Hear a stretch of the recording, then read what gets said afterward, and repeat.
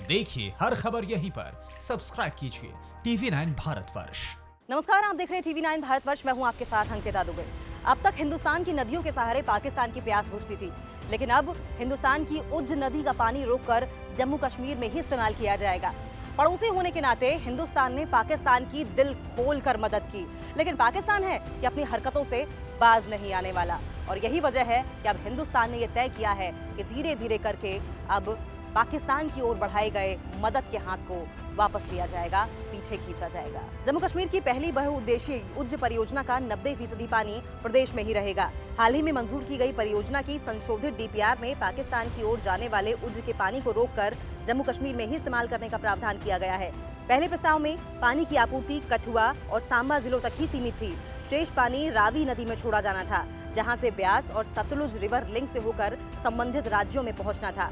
संशोधित DPR में बचत के पानी को जम्मू और उधमपुर के कुछ इलाकों तक पहुंचाने की योजना शामिल की गई है। ये योजना कठुआ, सांबा और उधमपुर के लोगों के लिए वरदान साबित होगी, क्योंकि इससे सिंचाई संबंधी सभी दिक्कतें दूर हो जाएंगी, तमाम समस्याओं का हल निकल जाएगा। और इसी बात को लेकर सांबा, उधमपुर और कठुआ के लोगों में उत्साह चरम पर है। उज्ज परियोजना की DPR के मुताबिक बैराज बनने के बाद दाईं और बाईं ओर की नहरों से एक बड़े इलाके की सिंचाई हो सकती है। केंद्रीय जल आयोग और रावी तवी इरिगेशन कैनाल के वरिष्ठ अधिकारियों ने बताया कि अभी तवी लिफ्ट इरिगेशन स्कीम से पानी को बाड़ी ब्राह्मणा तक पहुंचाया जाता है। परियोजना से पानी मिलने पर तवी के पानी को अब उधमपुर की ओर भेज दिया जाएगा। इस तरह उधमपुर में मनवाल, किशनपुर और सटे कंडी इलाकों को विशेष रूप से सिंचाई की सुविधा मिल सकेगी। जितनी बड़ी ये परियोजना है, उतनी ही दिक्कतें इसको धरातल पर लाने में हुई, लेकिन अब हर तरह की अड़चनें खत्म हो गई हैं, दिक्कतें दूर हो गई हैं और अब जल्द ही डैम का सपना पूरा होगा। परियोजना में क्रियान्वयन में देरी के चलते इसकी लागत बढ़ गई है। कठुआ, सांबा के साथ जम्मू और उधमपुर तक पानी पहुंचाने की योजना से भी लागत पर असर पड़ा है। अनुमानित लागत में 40% वृद्धि की गई है। 5,000 करोड़ रुपए के बजाय अब परियोजना पर 9,167 करोड़ रुपए खर्च होंगे। आधिकारिक सूत्रों के अनुसार DPR को मंजूरी मिलने के बाद अब जन सुनवाई और इन्वेस्टमेंट क्लियरेंस के पड़ाव रह गए हैं।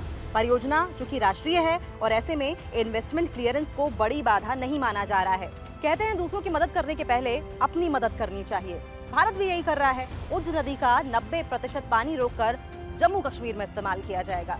उधमपुर कठुआ संसदीय क्षेत्र के सांसद और PMO में मंत्री डॉक्टर जितेंद्र सिंह ने कहा कि पहले उज्ज नदी का 60 से 70% पानी पाकिस्तान चला जाता था। लंबे विचार विमर्श के बाद उज्ज परियोजना की नई DPR को मंजूरी मिली है। इस ड्रीम प्रोजेक्ट में उज्ज नदी का 90% पानी रोककर जम्मू कश्मीर में इस्तेमाल किया जाएगा।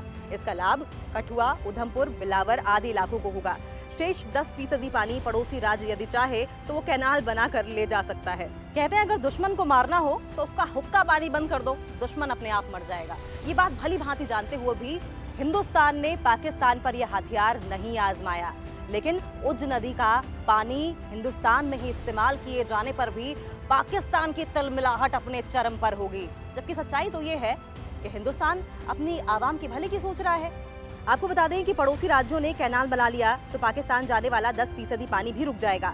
संशोधित DPR पर संतोष प्रकट करते हुए उन्होंने कहा कि इससे कठुआ जिले को अधिकतम पानी हासिल होगा। डॉक्टर जितेंद्र सिंह ने कहा कि पड़ोसी राज्यों ने कैनाल बना लिया तो पाकिस्तान जाने वाला 10% पानी भी रुक जाएगा। संशोधित DPR पर संतोष प्रकट करते हुए उन्होंने कहा कि इससे कठुआ जिले को अधिकतम पानी हासिल होगा और प्रोजेक्ट से पाकिस्तान को काफी सीमित पानी ही हासिल हो पाएगा। जल शक्ति मंत्रालय ने 3 दशक से अधर में लटके उज्ज मल्टीपर्पज प्रोजेक्ट को हरी झंडी दे दी है। और इसी के साथ मेरे साथ फिलहाल इतना ही। मुझे दीजिए इजाजत। अलविदा, हम कहेंगे नहीं, दोबारा मिलेंगे।